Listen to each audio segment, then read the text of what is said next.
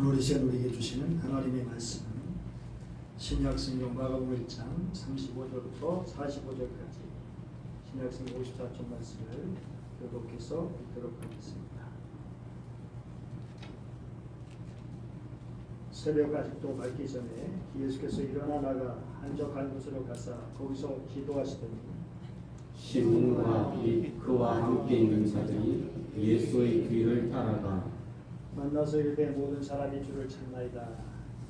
이르되 우리가 다른 가까운 마을들로 가자. 거기서도 전도하리니 내가 이를 위하여 왔노라 하시고 비온 갈릴리에 다니시며 그들의 여러 회당에서 전도하시고 또 귀신들을 내쫓으시더라. 한 나병 환자가 예수께 와서 꿇어뜨려 간구하여 이르되 원하시면 저를 깨끗하게 하실 수 있나이다. 예수께서 불쌍히 여기사 손을 내밀어 그에게 대시며 이르시되 내가 원하노니 깨끗함을 받으라 하시니 곧 나병이 그 사람에게서 떠나가고 깨끗하여진지라. 곧 보내서 및 경고하사 이르시되 삼가 아무에게 아무 말도 하지 말고 가서 내 몸을 제사장에게 보이고 네가 깨끗하게 되었으니 모세가 명한 것을 드려 그들에게 입증하라 하셨더라. 그러나 그 사람이 나가서 이 일을 많이 전파하여 널리 퍼지게 하니 그러므로 예수께서 다시는 드러나게 동네에 들어가지 못하시고 오직 각각 한적한 곳에 계셨으나 사방에서 사람들이 그에게로 나오더라. 아멘. 오늘 말씀이 일어나기 전날 예수님은 시몬 베드로의 집에 들어가셔서 10명으로 누워있는 베드로 장로의 손을 잡아 일으켜 주시며 고쳐주셨습니다. 그러자 장모님은 예수님과 일행의 수정을 그에게 들게 되었습니다. 그런데 이제 저물어 세질 때 병자와 귀신 들린 사람 등 수많은 사람들이 몰려들게 되었습니다. 그리고 예수님께서는 그 많은 병자를 고치시고 귀신을 쫓아내셨습니다. 몇 시까지 그렇게 하시는지 모르지만 육신적으로는 얼마나 피곤하셨겠습니까? 놀랍게도 우리 예수님께서는 다음날 새벽 아직도 밝기 전에 일어나 한적한 곳으로 가사 거기서 기도하셨습니다. 아직 해 뜨기 전이라면 5시경, 그러니까 적어도 5시 이전에는 일어나셨다는 거죠. 그리고 집안 또는 마을에서도 아니고 한적한 곳으로 가셔서 기도하셨다는 것입니다. 그럼 도대체 주님께서는 어떠한 기도를 하셨을까? 자세히 내용은 알 수 없지만 그것은 아버지 하나님과 친밀한 교제의 대화였을 겁니다. 또 예수님 자신의 사역을 위해 기도하셨을 겁니다. 지금 매일 만나는 소중한 영혼들을 위해서 그리고 제자들을 위해서 말이죠. 그런데 36절을 보면 시몬과 및 그와 함께 있는 자들이 예수의 뒤를 따라갔다 하고 그렇게 말하고 있습니다. 실컷 자고 일어나니까 예수님이 안 계시는 거예요. 그래서 집안을 찾고 마을을 나가서 찾고 그도 안 계시니까 들들 헤매다가 찾고 결국 만나게 된 것이죠. 제자들이 일어나서 지방과 마을과 그리고 한적함까지 찾은 시간까지 계산해 보면 예수님은 거의 2시간 동안 기도하신 것이다 라고 생각할 수 있습니다. 그러면 제자들이 예수님을 찾아온 이유가 무엇일까요? 그것은 제자들이 하는 말을 들어보면 알 수가 있어요. 모든 사람이 주를 찾나이다. 그러니까 많은 사람이 아침 일찍부터 예수님을 찾아온 거예요. 참 대단하죠. 병 고치기 위해서, 예수님 만나기 위해서 정말 몇시인지 모르지만 사람들이 막 몰려드니까 제자들이 더 이상 잘 수가 없고, 그래서 일어나 예수님을 찾는데 동작 예수님은 안 보이시고, 그래서 예수님을 찾는 거예요. 이때 찾을 때 마음이 어땠을까요? 제자들의 마음은 막 들떠가지고 신이 나서, 와, 우리 예수님 인기가 짱이다. 예수님 인기가 좋으면 자기들에게 해가 될 리 없잖아요. 당연히 자기도 좋죠. 그런데 우리 예수님께서는 정말 그런 사람들이 이렇게 인기를 얻게 되시면 우리 인간의 생활 너무 좋아하실 텐데, 우리 예수님께서 하신 말씀을 보세요. 우리가 다른 가까운 마을로 가자. 거기서 전도하리니 내가 이를 위하여 왔노라. 그야말로 엉뚱한 말씀을, 사람들이 막 찾는다는데 거기에 전혀 관심이 없고 그냥 다른 마을로 가서 전도하자. 내가 이것을 위해서 왔다 라고 말씀하신 거죠. 그러면서 온 갈릴리를 다니면서 전도를 하셨습니다. 이 40절부터 나오는 제 나병 환자 이야기, 전도의 한 예이죠. 여러분, 우리 예수님의 관심은 어디에 있었습니까? 다른 가까운 마을들로 가자. 거기서 전도하리. 내가 이를 위하여 왔노라 하시고 온 갈릴리에 다니시면서 그들의 여러 회당에서 전도하시고 또 귀신들을 내쫓으시더라. 예수님의 관심은 인기가 아니죠.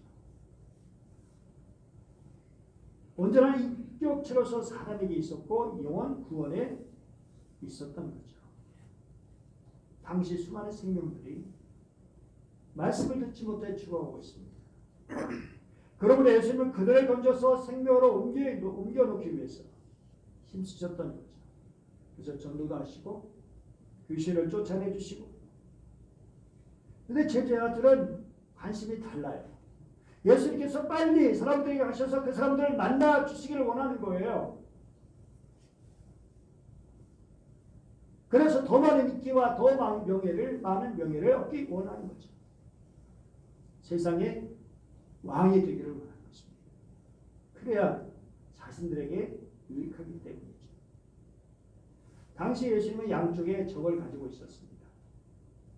하나는 바리새인과 서기관이라는 적이죠. 호시탐탐 예수님을 넘어뜨리기 위해서 놀고 있었던 사람들입니다. 근데 또 하나는 아이러니하게도 내부에 바로 제자들이 적이었습니다. 제자들 당시 예수님 그렇게 아무리 말씀하셔도 알아듣지 못하고 점점 이게 커져가지고 결국 막 충돌이 막 일어나게 돼요. 그러니 예수님께서 얼마나 힘드시고 고독하셨겠습니까? 정말 나를 알아주지 못하는, 그게 얼마나 힘든 것입니까? 그럼에도 불구하고 그런 가운데로 주님은 잃어버린 양 하나를 찾아서 구원해 주시기 위해서 온몸을 던지십니다. 이런 말할 수 없이 따뜻한 마음으로 말이죠. 제자들이 비록 그렇게 엇박자를 냈지만 그래도 그들 향한 기대를 저버리지 않으시고도 말이죠.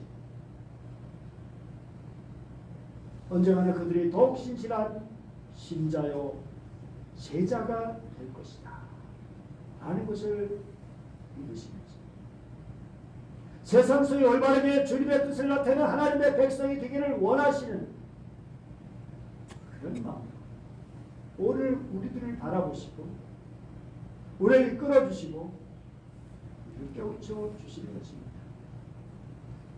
자, 보십시오.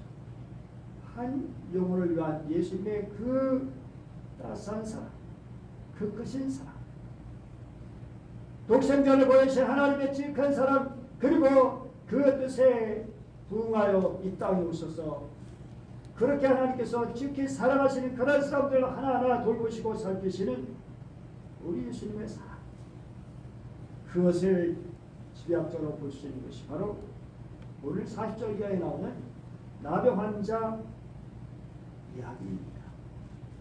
한 나병 환자가 예수께 와서 꿇어 엎드려 간구를 합니다. 그러면 이 나병 환자가 언제 왔을까?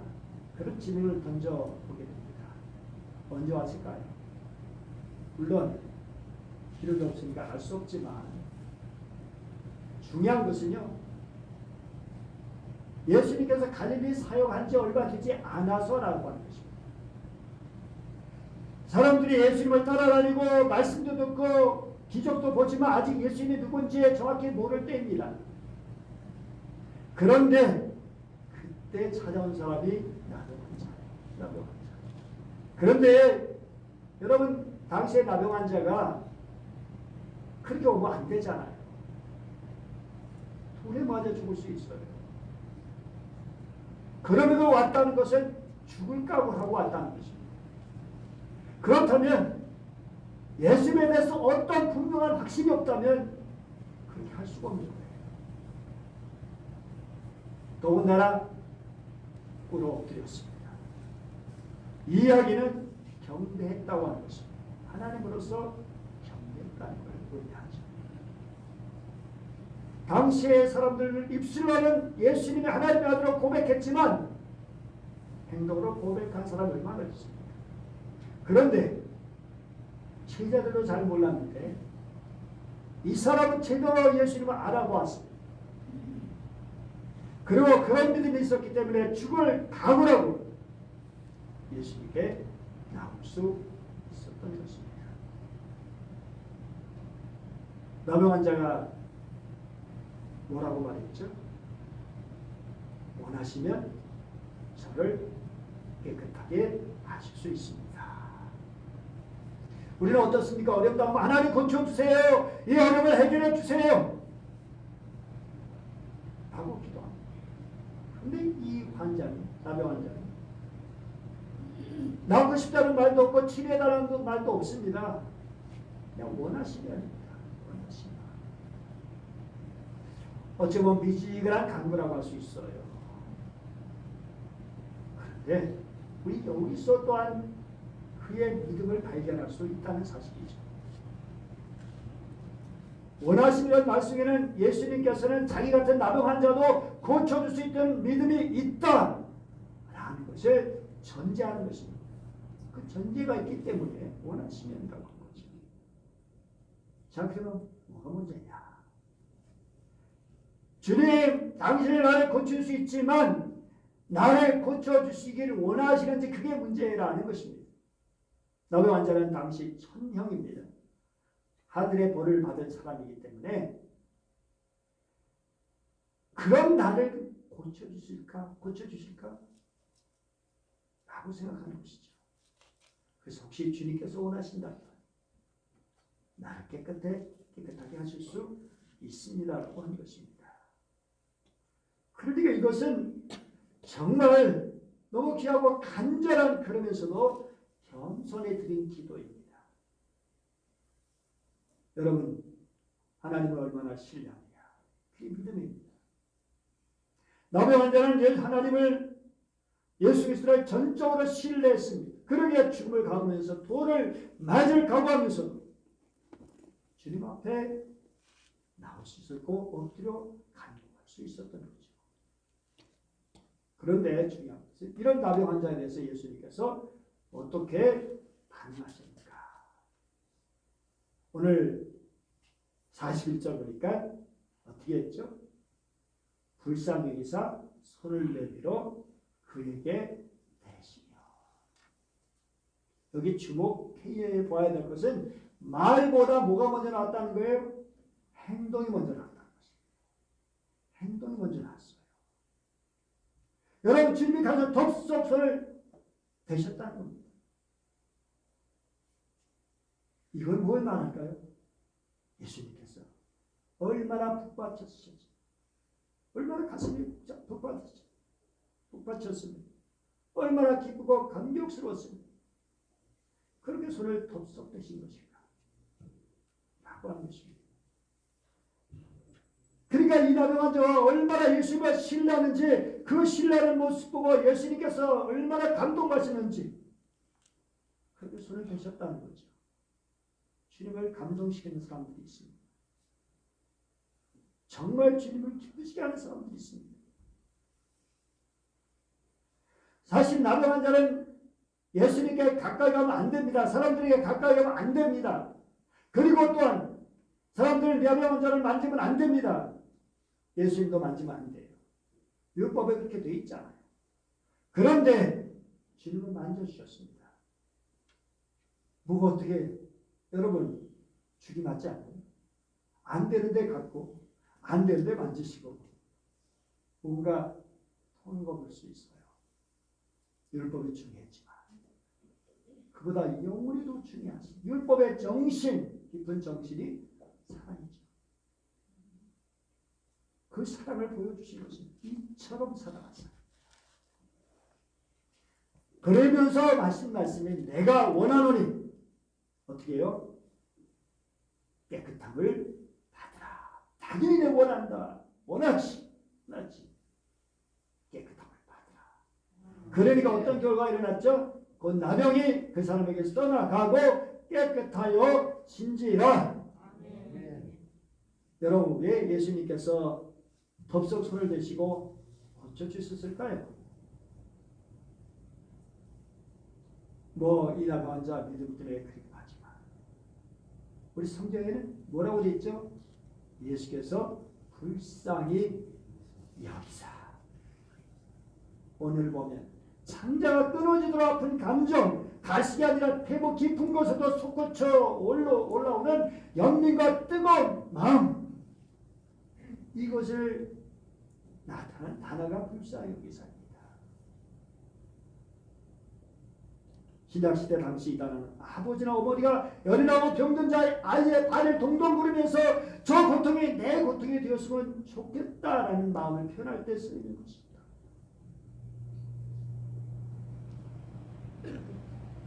그 마음을 고쳐주시고 주님의 마음. 이어서 43절 44절 보시죠. 같이 읽어볼까요? 시작.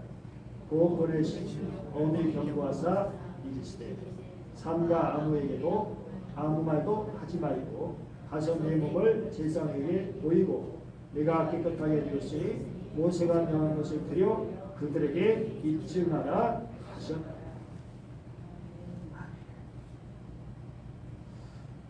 여러분 여기서 뭘 배울 수 있을까요? 여러분 우리가 좀 대단히 했으면 어떻게 합니까? 막 얘기하고 싶죠. 입이 근질근질하죠. 내가 누군지 알아. 내가 누군지 알아. 사람들 이렇게 쉽게 하는 말이에요. 자기를 알아달라고 인정해달라고. 이런 엄청난 일 했으면 야 내가 누군지 알아. 아이고 사람들이 막 피하라고. 그런데 예수님은 얘기하지 말라.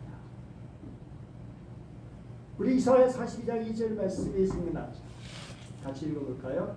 시작.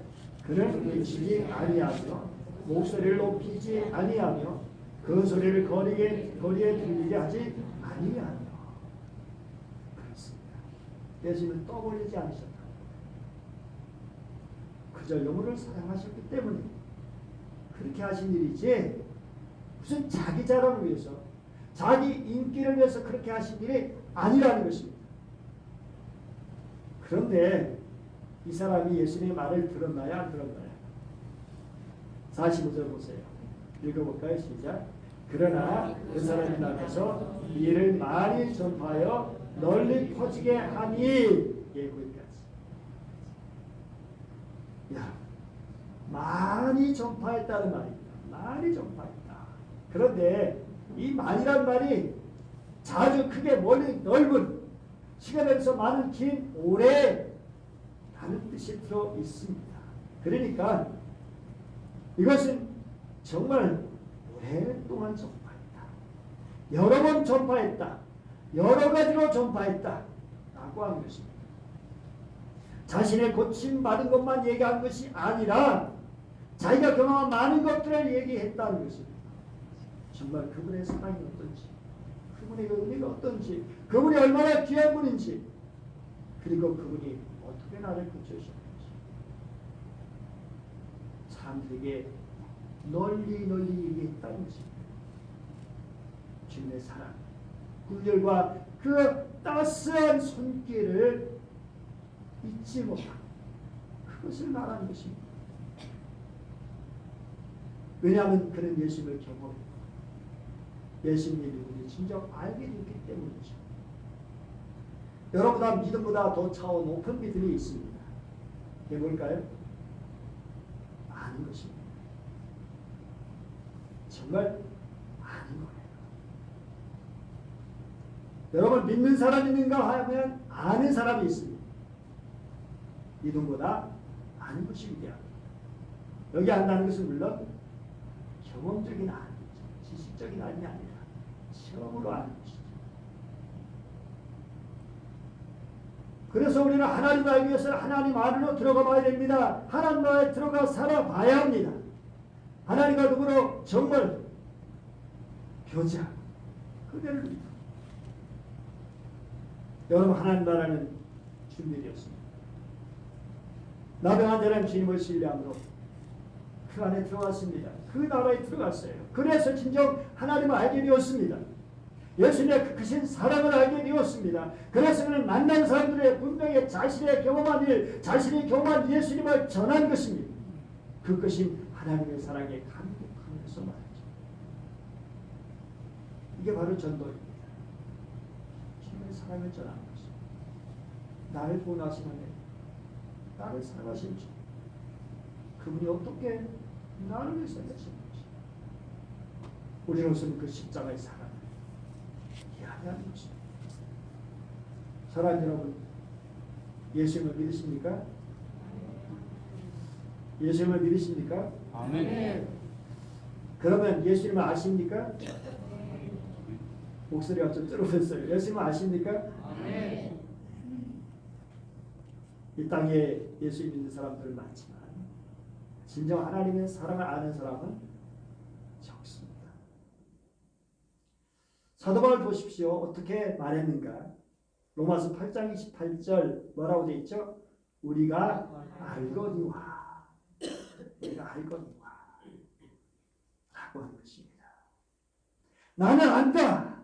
하나님께서 어떻게 일하시는지, 어떻게 사랑을 베풀어 주시는지, 어떻게 모든 일을 정말 선하게 이루어 주시는지 하나님께서 나는 안다. 안다. 우리 찬송을 볼까요? 내가 믿고 또 의지함은 내 모든 형편 아시는 주님 늘 보호해 주실 것을 어떻게 나는 확실히 아네. 아멘. 이런 사람은 어려운 땅에도 걱정할 거 없습니다. 하나님 아니까요. 하나님께서 날 버리지 않으실 줄 아니까요. 하나님께서 도우실 줄 아니까요.